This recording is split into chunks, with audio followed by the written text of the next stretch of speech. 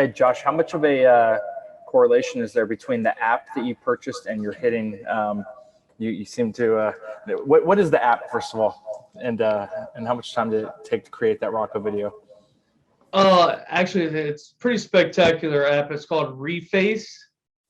So all you have to do is like scan someone's face, and then they have all these videos on there to where you could it refaces whoever that character is with the person that for that one it was Rocco.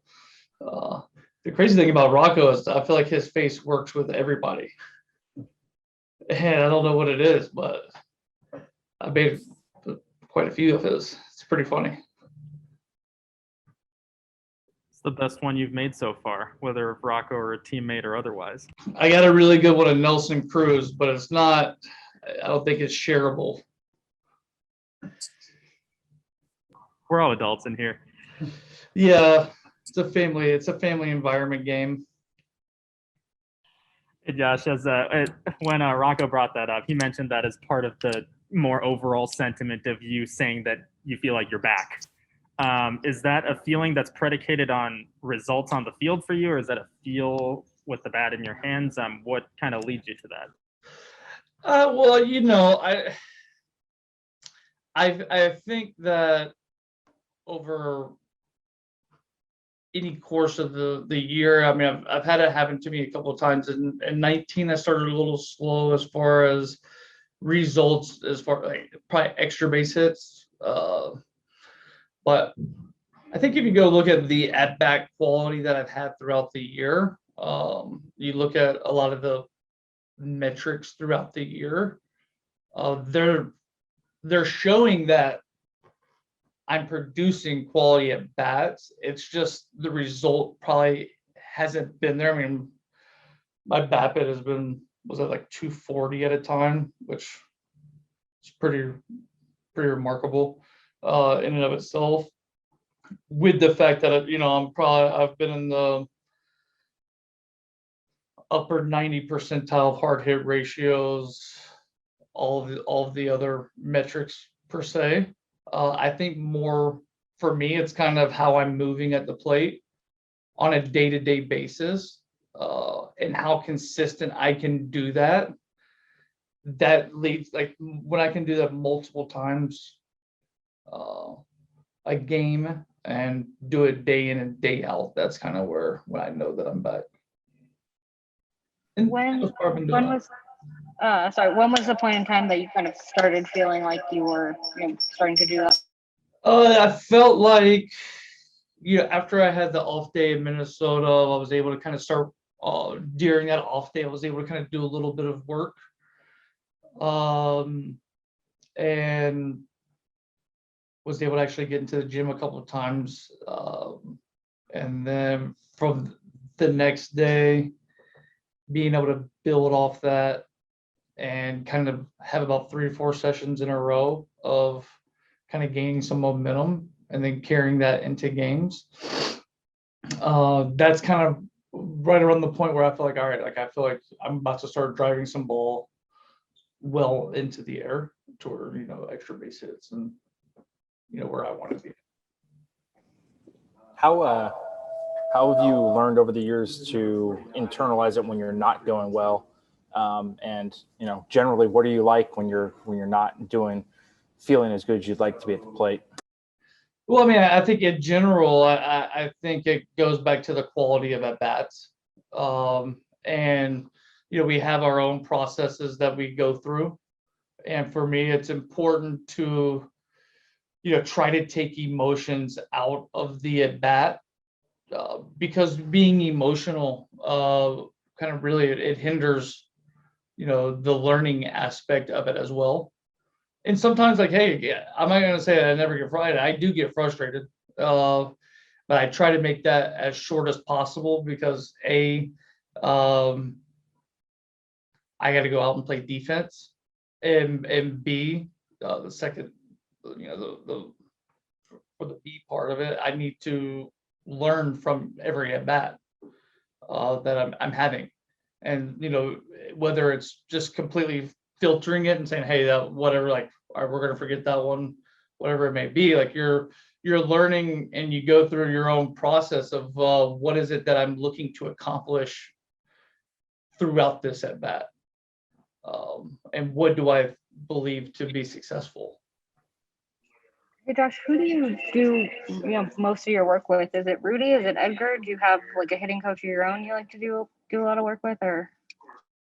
I mean, I do. I mean, Rudy and Edgar. I mean, they flip me some balls and we talk occasionally. I mean, I talk hitting. I mean, I think you pretty much know this, but I talk hitting with a lot of people. It's not just one particular person or whatnot. At the end of the day, I feel like I have a pretty good idea of what I'm trying to accomplish. And every now and again, you know, I get some reminders from people across, and that's always beneficial. Hey JD, Hey, what's up? how you doing? Good. Those three swings or three balls you hit hard last night, which one gives you the most feedback to let you know where your swing is at? I mean, was it the opposite field double off the wall? Was it the breaking, cutter, slider, whatever it was to center? Was it the pulled homer to left? I think they all played off of each other to a certain extent, but I mean, I think if you ask, the ball that I hit to right field off the wall is kind of with the changeup staying on the pitch and being able to drive it. I think that's, and then being able to do that and parlay that into the slider, the next at bat, and hit that out to center. I felt, I really, before the game, I was able to kind of unlock one of my moves that I kind of feel like for some reason, I stopped doing a little bit. And that's my timing when I started going forward with my hips. Like I'm not really trying to get my head to go like extreme forward, but I have a leg kick, or a pronounced leg kick to say. But I really want to feel like I'm able to keep my hands to go back with my legs and my hips get forward, and feeling that timing to where I've kind of been feeling, or whatever, I was struggling a little bit the 2 weeks. I felt like I was just kind of sitting on my backside, and to where I was kind of just almost where I was like spinning. And that's why you started seeing some more balls hit onto the ground. And it wasn't that I was trying to pull the baseball. I think if you watch over the course that you have, like I like to use the other side of the field. I think from a certain whatever was going on at that time, I was staying more on the backside versus kind of getting a little bit more forward into my load process to where I can start to flatten my bat path out. And once my bat path starts getting flattened out, and I think before where you saw at our last homestand, I was missing some pitches at the top of the zone. And that's really been a strength of mine throughout the course of my career. And partly that is, I think, me not being able to get to the forward part of the load that I was able to accomplish yesterday. I was really starting to notice like my bat starting to kind of go more this way, to where I was losing the barrel, and to even like some pitches that were down the middle, like I'm rolling it over towards the shortstop. And I was getting frustrated with the fact that I was like, why am I doing this? And kind of like I was able to, like I said, start building some plans and seeing where I was at. And then really yesterday I got into the cage and I kind of fell upon it a little bit, to where I was like, oh, like that's what I'm trying to do. More of kind of getting my pelvis to get forward and more down into the ground, to where now I can get my barrel more flat behind me. And that was that's a feel, not a video thing. That was a, yeah. I mean, it's hard to see. It's kind of hard to. It's tough because a lot of my years in Toronto, I don't have any of the side views. If we don't have any of that here, so it's kind of hard to. It's hard to really tell anything from the front, because you just see kind of the hands and the leg kick. You can't really see movement, and to be able to compare it side by side in a video room like I would like to. I don't have that capability.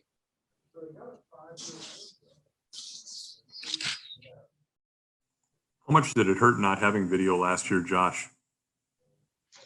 I definitely think that it it hurts somewhat for sure for a lot of guys too, whether it was mental, whether it was physical, whatever it may be. I think strike zone wise, for guys to be able to see pitches, to see how they're moving, really altered for a lot of guys. I think it really was a negative impact. But I think we have some. It's not ideal, the situation that we have right now still, but at the end of the day, at least we can see some of our bats, which is good.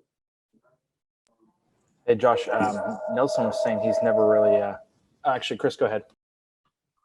I was just going to ask a stupid question, which is my habit, Dan. When the weather warms up, is there anything, is it easier to kind of get ready? Is it easier to hit? Is it easier to? No doubt.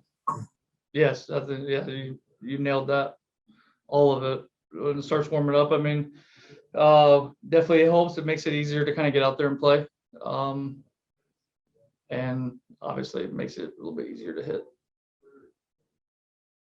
Yeah, Nelson was saying maybe a week ago or so, he'd never really been through something like this as a team before. And I think you've only missed the playoffs as a team one time for yourself, right? 17. Yes. How has this been to kind of handle this? And especially when you see, I mean, injury after injury after injury. I mean, just, when you guys seem like you have momentum, something else jumps up for another obstacle. What's it been like to kind of deal with this? I mean, it's definitely not ideal. It's not, at the end of the day, you have to try not to focus on those things. You have to go out there and play, and compete, which I think that we've done a really good job of as of late. I think that we've been going out there competing, continuing to, give ourselves a chance to win the game or go and take the lead or to tie the game. I think we've been doing a pretty good job of that. And honestly, I feel like that's all we can control right now. We can't control who's going down. We can't control whatever else is happening out there right now. To the extent to, try not to focus on the negative stuff. You got to go out there and try to control what you can. When you signed, it was this is going to be a piece that helps us get there, and potentially, who knows where things go here. Can you even allow yourself to think about the potential that this might get broken up? That there's a lot of attractive veterans on this team, and I mean, you got traded for down the stretch before in Cleveland. What was that experience like? Were you able to block that stuff out? Well, the difference in 2018, whenever I was traded, I'd been injured for probably, I think, the majority of that season, to where the struggle was every time I was getting close to getting healthy, I was having setbacks. And I kept trying and pushing myself to get back out on the field as quick as possible. And it just wasn't happening. And so that was more of the frustrations of that. I kind of heard the trade talks. I didn't know necessarily if I was going to be able to get traded or if anybody was going to trade for me because I hadn't played in so long for that year. So I really wasn't too concerned about it. And then it kind of just popped up probably the last week or so that there was a possibility. And it went through. It wasn't something, like I said, that I was thrilled about having to do. But I was just trying to get on the field, period. I was trying to get healthy at that point. To where now, I mean, it is, we need to still focus on trying to win games, right?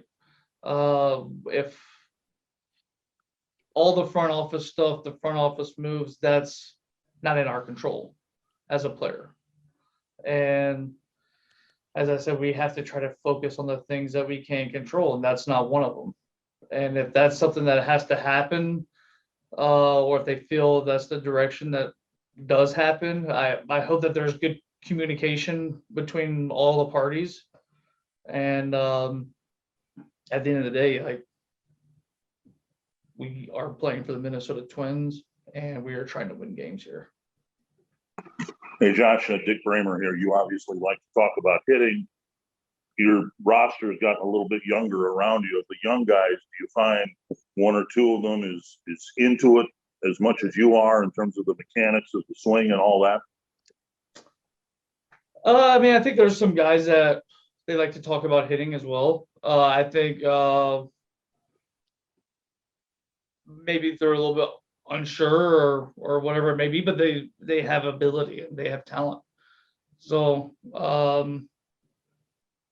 I think that's more for them to kind of ask the right questions and also to just experiment and figure things out with themselves. And it takes time to really be, in the major leagues to gain that confidence and to have to be able to experiment with a 2-strike approach, to be able to experiment with things that you set up issues or whatever it may be. So that's not always that's more of a unique thing that you have to build into, I feel like. Yeah, I got a question about that play in the 8th fly ball. Mm-hmm. As a veteran guy, did you or do you know anybody else in the clubhouse go up to Celestino, go up to Larnick, have a little conversation, put your arm around him, whatever? Or is that kind of, we've all been there and you let him handle it his own way? Yeah, I mean, I think the thing with the play, and I'm sure probably Nelson had said something to him. As a player, when you make that mistake, I think as soon as it happens, you know what you did. I don't think it's necessarily something that always has to be like, hey, what are you doing? Why are you doing this?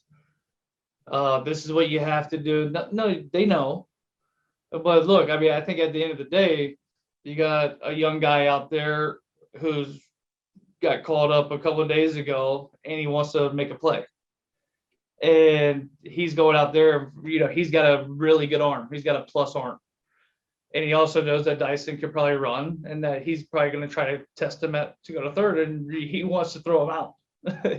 You know what I'm saying? So I think that's, that's where you get the old adage of being able to slow the game down. And part of that comes with experience. And part of that, and what you see when young guys come up, and that's why a lot of the times it needs to be the right situation. That's why you just don't have 20, 21-year-olds in the big leagues in general. And I'm not saying Celestino, I'm not talking about him, but is that you get caught up in the moment versus being able to kind of think it through and kind of see things happen before it transpires. And some of that takes experience. And like you said, we've all been there. We've all, made those mistakes. We've done that time, and hopefully, not too many times after, but I think Celestino, he's got a great future ahead of him, and defensively for sure is definitely major league ready to play defense. I just think that he got caught up in the moment of wanting to do a little too much. And some of that is, communication between outfielders. And as you've seen, we've kind of had a rolling mixture of outfielders out there. So, I mean, they really have to be on top, and they're younger guys as well. So they have to really be on top of talking to one another. And those are conversations that have to happen. Hey, communication is key.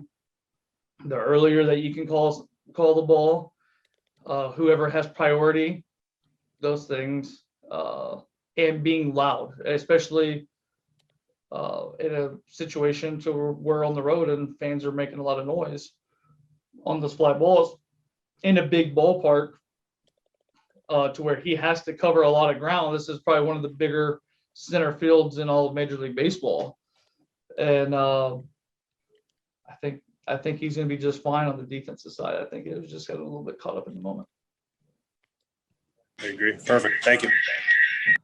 Is there reports coming out of dialogue between the owners and the league about pitchers' substance usage on the mound?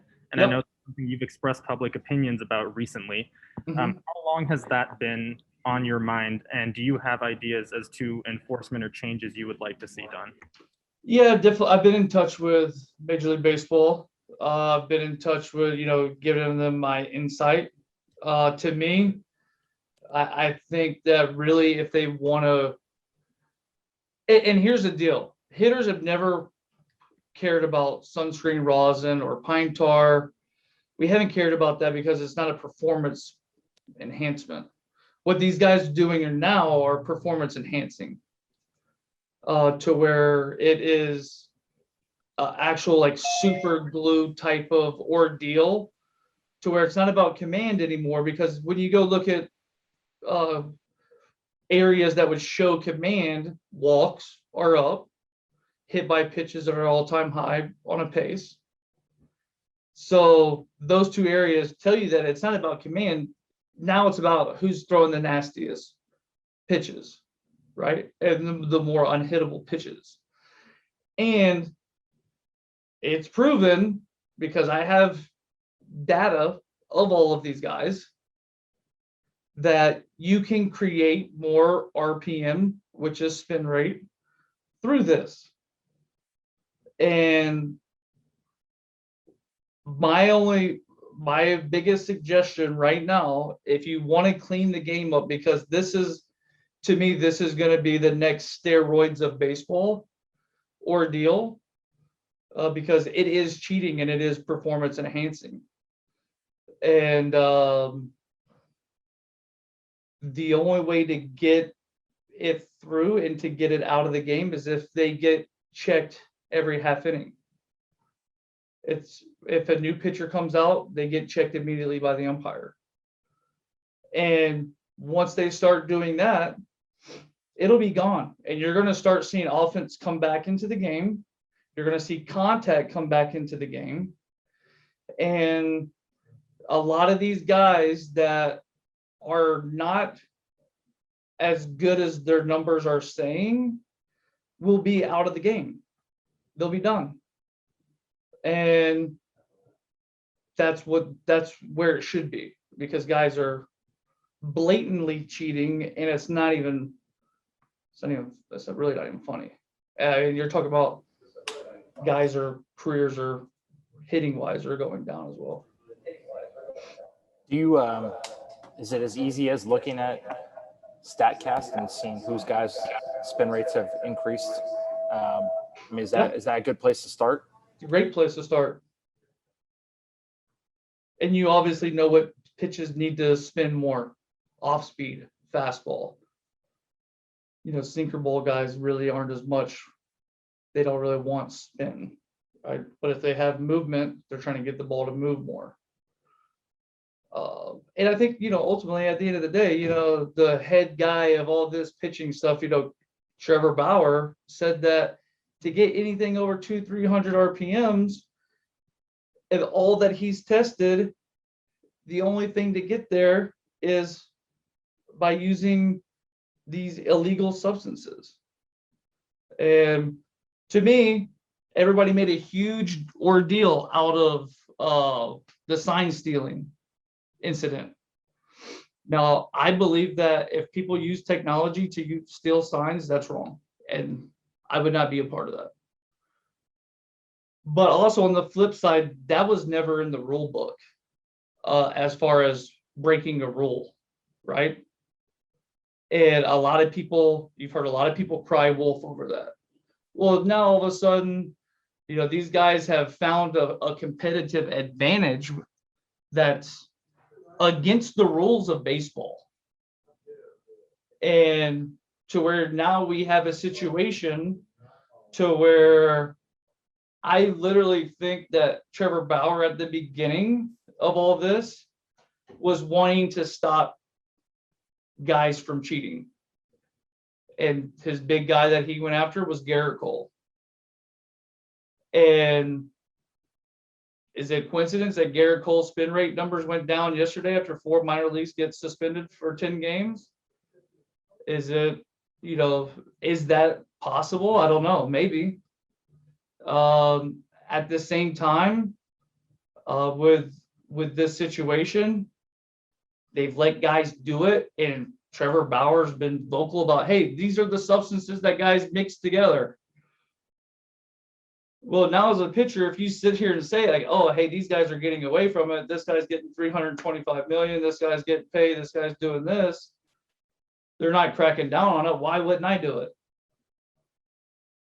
So that's where we're at in the game. And that's why, you know, Nelson and I were having a conversation yesterday about this. Like, do you know how many pitches I've seen in my life as a hitter and as a catcher? Like, I caught for 7 years. I saw a lot of pitches in my life. Let's just say that. So when something is different, and Nelson as well, you know, Nelson's seen a lot of pitches. He's seen more than I have. Like, so when something is different, like, we pick that up. Like, it would be like sending a counterfeit $20 bill to a bank teller that's had 20 years of experience. Like, that person's going to know that that's not real. And so as a hitter, and the experience that I've developed over the years, I know like when a fastball should not be moving like that, or a slider that should not be doing that. Like, that's different. And to where now, if you look at it across the league in 2017, there was 4 pitchers that had a spin rate on their fastball of 2,400 RPMs or more. Okay. Now that's league average. Now that's league average. So think about that. You think everybody before 2017 was throwing the baseball wrong? No. So you say you've been in dialogue with the league about this. What channels of communications do you have to raise these concerns, and how often and when, I guess, did you begin doing so? I mean, really, it's honestly, I with 2020, and as Chris had mentioned earlier, not really being able to see video as much and throughout the game and seeing how pitches are moving as much, you kind of turned your eye away from it. And I played 20-some games. So in 2019, I started noticing it a little bit. This year, I've noticed it just way more throughout the league.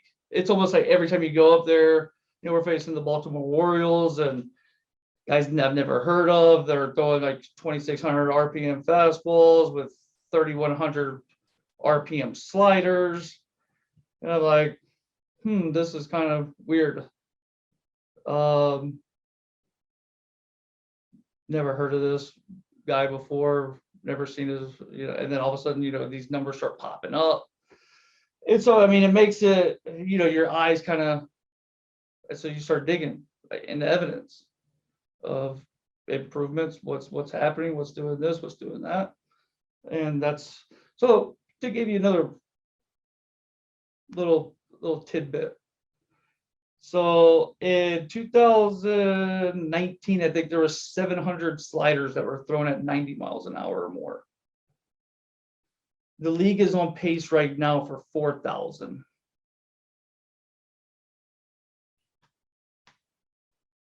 So the better you can grip that thing, the harder you can throw it. The whole thing with pitching is with the slider, hey, you don't want to try to throw it too hard because it pops out of your hand and now you throw the hanger.